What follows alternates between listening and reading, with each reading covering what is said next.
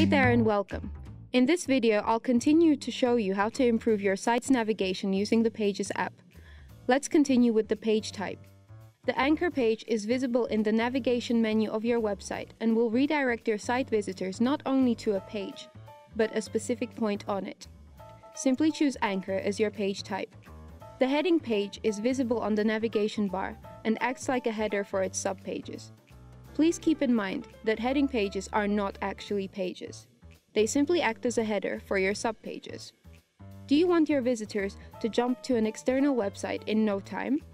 Just add an external page, fill out the needed information, and add your external link.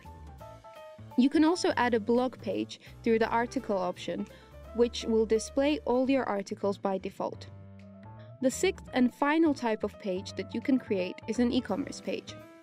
Once you navigate to your e-commerce page, you'll see your default products and product filter element.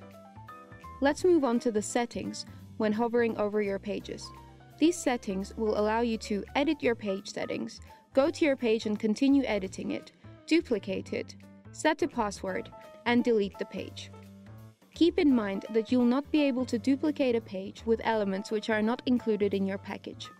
Now we are on the secondary pages section. Secondary pages have the same functionalities as the main pages. However, if you want them to be seen on your navigation bar, you need to select them from your pages element. For more information on how secondary pages work, you can look through the articles in the description down below. Moving on to the system pages section. Here you will find the following pages by default: the 404 page, an offline page, password protected page, sign in required page, sign out required page, terms and conditions, privacy policy, and cookie policy. You can find details about each of the system pages in the articles in the description down below. Well, that's pretty much all about the Pages app.